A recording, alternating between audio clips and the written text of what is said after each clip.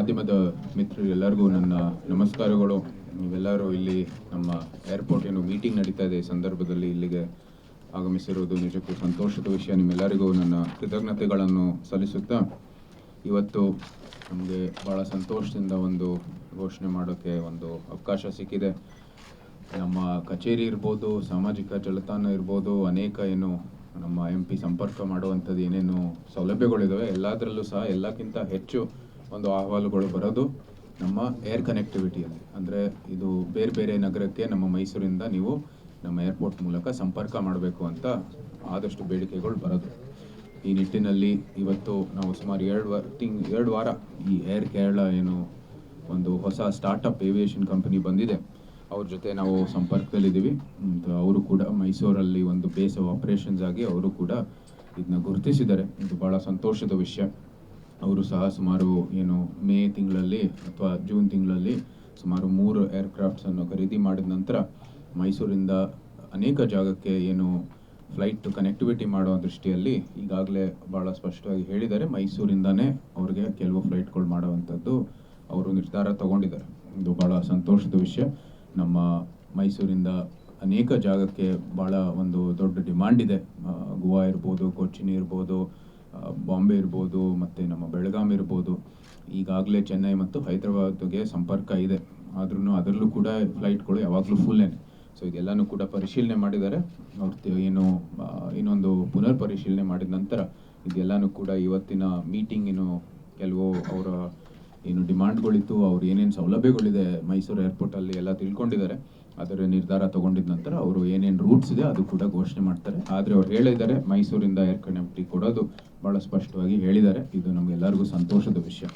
ಇದರ ಜೊತೆಗೆ ನಮ್ಮ ಮೈಸೂರು ಏರ್ಪೋರ್ಟು ನಮ್ಮ AI ಯಾರಿದ್ದಾರೆ, ಇದರಲ್ಲಿ ನಿರ್ದೇಶಕರು ಮತ್ತು ಅವರ ಇಡೀ ಏನು ಟೀಮ್ ಇದೆ ಅವರೆಲ್ಲನೂ ಸಹ ಈ ಒಂದು ಉಪಕ್ರಮಕ್ಕೆ ಅವರು ಬೆಂಬಲವನ್ನು ಕೊಟ್ಟಿದ್ದಾರೆ. ಇದು ಕೂಡ ಸಂತೋಷವನ್ನು ನಾವು ವ್ಯಕ್ತಪಡಿಸಬೇಕಾಗಿದೆ. ಯಾಕಂದರೆ ಭಾಳ ಪ್ರೊಆಕ್ಟಿವ್ ಆಗಿ ನಮ್ಮ AI ಮೈಸೂರಲ್ಲಿ ಕೆಲಸ ಮಾಡ್ತಾ ಇದೆ. ಎಷ್ಟೋ ಒಂದು ಸವಾಲಿದ್ರೂ ಸಹ ಅವರು ಭಾಳ ಪ್ರೊಆಕ್ಟಿವ್ ಆಗಿ ಕೆಲಸವನ್ನು ಮಾಡ್ತಾ ಇದ್ದಾರೆ. ಜೊತೆಗೆ ಮೈಸೂರು ಎಲ್ಲರಿಗೂ ಗೊತ್ತಿದೆ ಪ್ರವಾಸೋದ್ಯಮದ ಒಂದು ಕೇಂದ್ರ. ಅದರ ಜೊತೆಗೆ ಅನೇಕ ಪ್ರವಾಸೋದ್ಯಮದ ಸ್ಥಳಕ್ಕೆ ಇಲ್ಲಿ ಮೈಸೂರು ಮೂಲಕನೇ ನಾವು ಸಂಪರ್ಕ ಮಾಡಬೇಕಾಗಿದೆ. ಈ ನಿಟ್ಟಿನಲ್ಲೂ ಸಹ ಈ ಏರ್ಪೋರ್ಟಿನ ಅಭಿವೃದ್ಧಿ ಆಗಬೇಕಾಗಿರುವಂಥದ್ದು ಎಲ್ಲರ ಭಾಳ ಸ್ಪಷ್ಟವಾಗಿ ನಮಗೆ ಒಂದು ಬೇಡಿಕೆಯನ್ನು ಕೊಟ್ಟಿದ್ದಾರೆ. ಮೈಸೂರು ಅರಮನೆ ಇರ್ಬೋದು, ಝೂ ಇರ್ಬೋದು, ಅನೇಕ ಪ್ರವಾಸೋದ್ಯಮದ ಒಂದು ಸ್ಥಳದಲ್ಲಿರ್ಬೋದು. ಧಾರ್ಮಿಕ ದೃಷ್ಟಿಯಲ್ಲಿ ದರ್ಶನಕ್ಕಾಗಿ ಚಾಮುಂಡಿ ಬೆಟ್ಟಕ್ಕೆ ಬರ್ತಾರೆ. ರಂಗನಾಥ ಸ್ವಾಮಿ ಮೇಲ್ಕೋಟೆಯಲ್ಲಿ ಚಲನಾರಾಯಣ ಸ್ವಾಮಿ ಇರ್ಬೋದು, ಶ್ರೀರಂಗಪಟ್ಟಣ ಏನು ನಮ್ಮ ಶ್ರೀಕಂಠೇಶ್ವರ ಸ್ವಾಮಿ ಇರ್ಬೋದು, ಅನೇಕ ಜಾಗಕ್ಕೂ ಕೂಡ ಅವರು ಇಲ್ಲಿ ಏನು ಧಾರ್ಮಿಕ ದೃಷ್ಟಿಯಲ್ಲೂ ಸಹ ಭಕ್ತಾದಿಗಳು ಬರ್ತಾರೆ. ಅದು ಜೊತೆಗೆ ಇಲ್ಲಿ ಏನು ಅನೇಕ ಹುಲಿ ಸಂರಕ್ಷಿತ ಪ್ರದೇಶಗಳಿದ್ದಾವೆ. ನಮ್ಮ ಬಂಡೀಪುರ ಇರ್ಬೋದು, ನಾಗರಹೊಳೆ ಇರ್ಬೋದು, BR ಹಿಲ್ಸ್ ಇರ್ಬೋದು, ಎಲ್ಲಕ್ಕೂ ಕೂಡ ಮೈಸೂರಿಂದಾನೇ ನೀವು ಅಲ್ಲಿಗೆ ಸಂಪರ್ಕ ಮಾಡಬೇಕಾಗಿರೋದು. ಈ ನಿಟ್ಟಿನಲ್ಲೂ ಸಹ ಒಂದು ಒಳ್ಳೆಯ ಅಭಿವೃದ್ಧಿ ಮಾಡ್ತಾರೆ ಅಂತ ಅವರು ನಮ್ಮ ಜೊತೆಗೆ ಕೈ ಜೋಡಿಸಿದ್ದಾರೆ. ನಮ್ಮ ಮೈಸೂರು ಟ್ರಾವೆಲರ್ಸ್ ಅಸೋಸಿಯೇಷನ್ನು ಕೂಡ ಇದಕ್ಕೆ ಕೈ ಜೋಡಿಸ್ತಾರೆ ಅಂತ ಹೇಳಿದ್ದಾರೆ. ನಂತರ ಎಲ್ಲರಿಗೂ ಗೊತ್ತಿರೋ ಹಾಗೆ ಈ ಭಾಗದಲ್ಲಿ ನಂಜನಗೂಡು, ಚಾಮರಾಜನಗರ ಅನೇಕ ಇಂಡಸ್ಟ್ರಿಯಲ್ ಏನು ಲೇಔಟ್ಗಳನ್ನು ನಿರ್ಮಾಣ ಮಾಡಲಾಗಿದೆ. ಅನೇಕ ಇಂಡಸ್ಟ್ರಿಗಳು ಬಂದಿದ್ದಾವೆ. ಸೊ ಅವ್ರಿಗೂ ಕೂಡ ಅವರ ವ್ಯಾಪಾರಕ್ಕೆ ಅನುಕೂಲ ಆಗುವಂಥದ್ದು ವ್ಯವಸ್ಥೆ ಬೇಕಾಗಿರೋದು ನಮಗೂ ಕೂಡ ವ್ಯಕ್ತಪಡಿಸಿದ್ದಾರೆ. ಈ ನಿಟ್ಟಿನಲ್ಲೂ ಸಹ ಅವ್ರಿಗೆ ಸಂಪರ್ಕ ಮಾಡುವಂಥದ್ದು ಅವ್ರಿಗೆ ಭಾಳ ಒಂದು ದೊಡ್ಡ ಪ್ರೋತ್ಸಾಹ ಕೊಟ್ಟಿದ್ದಾರೆ. ಇಲ್ಲಿ CI ಏನು ಪ್ರತಿನಿಧಿಗಳು ಸಹ ಇದ್ದರು, ಅವರು ಕೂಡ ಬೆಂಬಲವನ್ನು ವ್ಯಕ್ತಪಡಿಸಿದ್ದಾರೆ. ಇದರ ಜೊತೆಗೆ ನಮಗೆ ಏನು ಮೈಸೂರಿನ ಏವಿಯೇಷನ್ ಸೆಕ್ಟರು ಮತ್ತು ಏವಿಯೇಷನ್ ಇಕಾನಮಿ ಇದಕ್ಕಾಗಿ ಒಂದು ಒತ್ತು ಕೊಡಬೇಕಾಗಿರುವಂಥ ದೃಷ್ಟಿಯಲ್ಲಿ ನಾವು ಒಂದು ಪ್ರೈಮರಿ ಸ್ಟೇಜಲ್ಲಿ ನಾವು ಒಂದು ಡಿಸ್ಕಷನ್ ಮಾಡಿದ್ದೀವಿ. ಒಂದು ಏವಿಯೇಷನ್ ಏನು ಅಕಾಡೆಮಿ ಇದರ ಒಂದು ಎಸ್ಟಾಬ್ಲಿಷ್ಮೆಂಟ್ಗೋಸ್ಕರ ಒಂದು ಪ್ರೈಮರಿಯನ್ನು ಡಿಸ್ಕಷನ್ ಮಾಡಿದ್ದೀವಿ. ಯಾಕಂದರೆ ಭಾಳ ಅವಕಾಶಗಳು ಇದ್ದಾವೆ. ಗುಣಮಟ್ಟದ ಒಂದು ತರಬೇತಿ ಬೇಕಾಗಿದೆ. ಪೈಲಟ್ಗಳು ಅತಿ ಅವಶ್ಯ. ಯಾಕಂದರೆ ಬೇಕಾದಷ್ಟು ಏರ್ಲೈನ್ಗಳಿದ್ದಾವೆ. ಆಗಲೇ ಹೇಳಿದ್ದಾರೆ ಏರ್ಲೈನ್ಗಳು ತಳ್ಳೋದು ಸುಲಭ, ಆದರೆ ಒಳ್ಳೆ ಪೈಲಟ್ಗಳು ಸಿಗೋದೇ ಕಷ್ಟ ಅಂತ. ಸೊ ಆ ನಿಟ್ಟಿನಲ್ಲೂ ಸಹ ಮೈಸೂರು ಒಂದು ಕೇಂದ್ರ ಆಗಬೇಕಾಗಿತ್ತು ಅಂತ ಅವರು ಏರ್ ಕೇರಳದವರು ಇರ್ಬೋದು, ಇಲ್ಲಿ ಬಂದಿರೋಂಥದ್ದು ಎಲ್ಲರೂ ಮೀಟಿಂಗ್ಗಳು ಕೂಡ ಹೇಳಿದ್ದಾರೆ. ಸೊ ಈ ನಿಟ್ಟಿನಲ್ಲೂ ಸಹ ಅದು ನಮಗೆ ಅನುಕೂಲ ಆಗುತ್ತೆ. ಯಾಕಂದರೆ ಆ ಏರ್ಪೋರ್ಟಿನ ಅನೇಕ ಏನು ಸೌಲಭ್ಯಗಳು ಬೇಕಾಗಿದೆ, ಇಲ್ಲಿ ಮೂಲ ಸೌಕರ್ಯಗಳು ಏನು ಬೇಕಾಗಿದೆ ಅದಕ್ಕೂ ಕೂಡ ಒಂದು ಅಭಿವೃದ್ಧಿ ಆಗುತ್ತೆ ಈ ಒಂದು ಅಕಾಡೆಮಿ ಮೂಲಕ. ಸೊ ಇದಿಷ್ಟು ಇವತ್ತಿನ ಒಂದು ಪ್ರೆಸ್ ರಿಲೀಸ್ ಮೂಲಕ ನಿಮಗೆ ಹೇಳಕ್ಕೆ ಇಷ್ಟಪಡ್ತೀನಿ.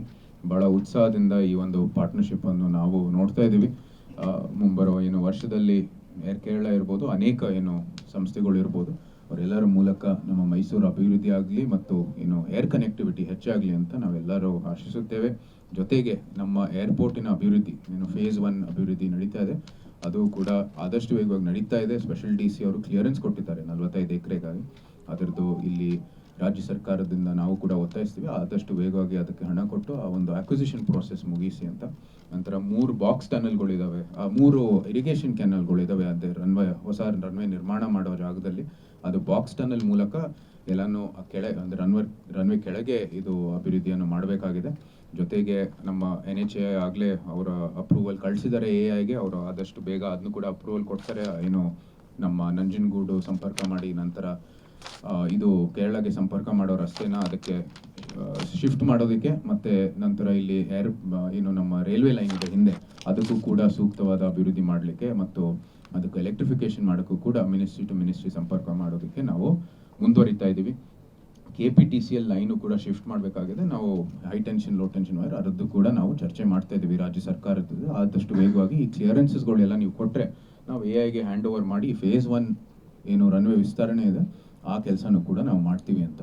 ಸೊ ಇದಿಷ್ಟು ಏನು ನಮ್ಮ ಏರ್ಪೋರ್ಟ್ ಅಭಿವೃದ್ಧಿ ವಿಚಾರದಲ್ಲಿ ಮತ್ತು ಈ ಏರ್ ಕನೆಕ್ಟಿವ್ ವಿಚಾರದಲ್ಲಿ ಮುಂದೆ ಹೇಳಲಿಕ್ಕೆ ಇಷ್ಟಪಡ್ತೀನಿ. ಮತ್ತೊಮ್ಮೆ ನಿಮ್ಮೆಲ್ಲರಿಗೂ ಧನ್ಯವಾದಗಳು. ಏನಾದರೂ ಪ್ರಶ್ನೆ ಇದ್ದರೆ ಅದಕ್ಕೆ ಬೇಸ್ ಡಿಸ್ಕಷನ್ ಆಗಿದೆ, ಅಂದರೆ ಇದರ ಒಂದು ಭಾಳ ಏನು ಅವಕಾಶಗಳು ಜಾಸ್ತಿ ಇದ್ದಾವೆ, ಒಳ್ಳೆ ವ್ಯಾಪಾರ ಆಗುತ್ತೆ. ಸೊ ನಾವು ಕೂಡ ಇನ್ವೆಸ್ಟರ್ಸ್ ಎಲ್ಲರೂ ಮೀಟ್ ಮಾಡಬೇಕಾಗಿದೆ. ಇದಕ್ಕೆ ಒಂದು ವರ್ಕಿಂಗ್ ಬಾಡಿಯನ್ನು ಸೃಷ್ಟಿ ಮಾಡಿದ್ದೀವಿ.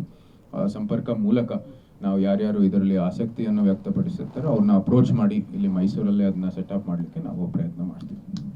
ಬೇರೆ ಬೇರೆ ಮಾರ್ಗಕ್ಕೆ ಏರೋಪ್ಲೇನ್ ಯೂಸ್ ಮಾಡ್ತಾರೆ ಇಲ್ಲಿ ಈ ಕರೆಂಟ್ಲಿ ಏನು ನಮಗೆ ರನ್ವೇ ಇರೋದು ಅದು ಬರೀ ATR ಅಲ್ಲಿ ನಾವು ಇಲ್ಲಿ ಲ್ಯಾಂಡ್ ಆಗ್ಬೋದು ಮತ್ತು ಟೇಕ್ ಆಫ್ ಆಗ್ಬೋದು. ಸೊ ಈ ನಿಟ್ಟಿನಲ್ಲಿ ಸದ್ಯಕ್ಕೆ ATR ಮೂಲಕ ಎಲ್ಲೆಲ್ಲಿ ಸಂಪರ್ಕ ಮಾಡ್ಬೋದು ಅದನ್ನ ಆ ಕೆಲಸವನ್ನು ಮಾಡ್ತೇವೆ.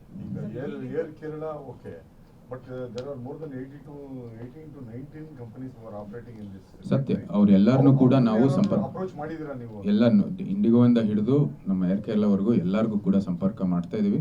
ಅವ್ರ ಜೊತೆಗೆ ಚರ್ಚೆ ಮಾಡ್ತಾ ಇದೀವಿ ಯಾವ ರೀತಿ ನಾವು ಮೈಸೂರಲ್ಲಿ ಅವ್ರಿಗೆ ಅನುಕೂಲ ಮಾಡ್ಕೊಳ್ಬೋದು ಅಂತ. ನಮ್ಮ AI ಇಲ್ಲಿ ಏನು ನಿರ್ದೇಶಕರು ಇದ್ದಾರೆ, ಅವ್ರ ಟೀಮ್ ಇದ್ದಾರೆ, ಅವರು ಕೂಡ ನಿರಂತರವಾಗಿ ಸಂಪರ್ಕದಲ್ಲಿದ್ದಾರೆ. ಎಲ್ಲರಿಗೂ ಸಹ ಮೈಸೂರಲ್ಲಿ ಹೆಚ್ಚಿನ ಏರ್ ಕನೆಕ್ಟಿವಿಟಿ ಬೇಕಾಗಿರೋ ದೃಷ್ಟಿಯಲ್ಲಿ ಕೆಲಸ ಮಾಡ್ತಾ ಇದೀವಿ. ನೋಡಿ, ನಾವು ಏನು ಬಿಸ್ನೆಸ್ಗಳಿದ್ದಾವೆ, ಏರ್ಲೈನ್ ಕಂಪನಿಗಳಿದ್ದಾವೆ, ನಮ್ಮಲ್ಲಿ ಮೈಸೂರಲ್ಲಿ ಎಷ್ಟು ಡಿಮಾಂಡ್ ಇದೆ, ಎಷ್ಟು ಅವಕಾಶಗಳಿದ್ದಾವೆ ಅವ್ರ ಮುಂದೆ ನಾವು ವ್ಯಕ್ತಪಡಿಸಿದ್ದೀವಿ ನಿಮ್ಮಂತೆ. ಸೊ ಅದು ಕೆಲಸಗಳು ನಿರಂತರವಾಗಿ ಆಗ್ತಾ ಇದೆ. ಆದರೂ ಸಹ ಅವರು ನಿರ್ಧಾರ ತಗೋಬೇಕಾಗಿದೆ ಬಿಸ್ನೆಸ್ಗಳು. ಈಗ ಒಂದು ಏನು ಸ್ಟಾರ್ಟಪ್ ಏರ್ಲೈನ್ ಈಗ ಒಂದು ಎಲ್ಲರಿಗೂ ಮಾದರಿಯಾಗಿ ಕೆಲಸವನ್ನು ಮಾಡ್ತಾ ಇದ್ದಾರೆ. ನಮಗೂ ಸಂತೋಷದ ವಿಷಯ. ಬಹುಶಃ ಈ ಒಂದು ಉಪಕ್ರಮದಿಂದ ಬೇರೆಯವರು ಸಹ ಈ ಒಂದು ಮೈಸೂರನ್ನು ಏನು ಡಿಮಾಂಡ್ ಇದೆ ಅವ್ರಿಗೆ ನಿಜವಾದ ಒಂದು ಒಳ್ಳೆ ಎಕ್ಸಾಂಪಲ್ ಆಗಿ ಅವರು ಸಹ ಇಲ್ಲಿ ಬರ್ತಾರೆ.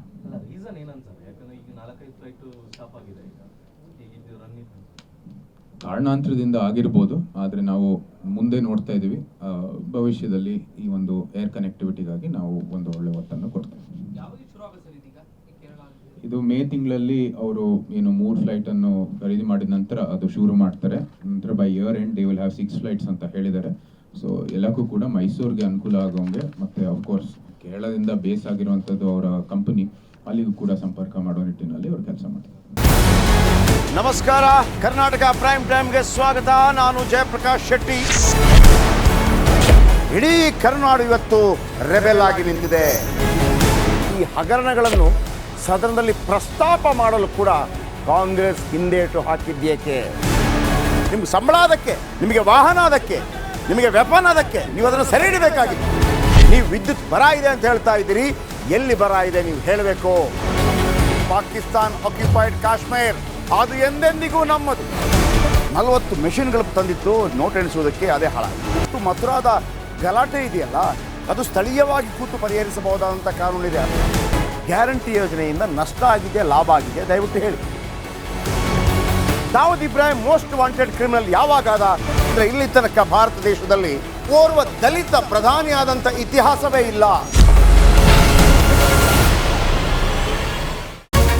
ರಿಪಬ್ಲಿಕ್ ವರ್ಲ್ಡ್ ಆಪ್ ಇದು ಕೇವಲ ಅಪ್ಲಿಕೇಶನ್ ಅಲ್ಲ, ಸಮಗ್ರ ಸುದ್ದಿಗಳ ಸಂಪರ್ಕ ಮಾರ್ಗಕ್ಕೆ ಕ್ರಾಂತಿಕಾರಿ ಬದಲಾವಣೆ. ರಿಪಬ್ಲಿಕ್ ವರ್ಲ್ಡ್ ಆಪ್ ಕೇವಲ ಸುದ್ದಿ ಅಪ್ಲಿಕೇಶನ್ ಅನ್ನ ಪರಿಚಯ ಮಾಡ್ತಾ ಇಲ್ಲ. ಬದಲಾಗಿ ಡಿಜಿಟಲ್ ಸುದ್ದಿ ಬಳಕೆಯ ಹೊಸ ಯುಗಕ್ಕೆ ನಾಂದಿ ಹಾಡ್ತಾ ಇದೆ. ಇದೊಂದು ಬ್ರೇಕಿಂಗ್ ನ್ಯೂಸ್, ಪ್ರಭಾವಶಾಲಿ ಕಾರ್ಯಕ್ರಮಗಳಿಗೆ ಗಟ್ಟಿಯಾದ ವೇದಿಕೆ. ರಿಪಬ್ಲಿಕ್ ವರ್ಡ್ ಅಪ್ಲಿಕೇಶನ್ ಈಗ ಲೈವ್ ಆಗಿದೆ. ಗೂಗಲ್ ಪ್ಲೇ ಸ್ಟೋರ್ ಮತ್ತು ಆಪಲ್ ಆಪ್ ಸ್ಟೋರ್ ಎರಡರಲ್ಲೂ ಲಭ್ಯವಿದೆ. ಈಗಲೇ ಡೌನ್ಲೋಡ್ ಮಾಡಿ.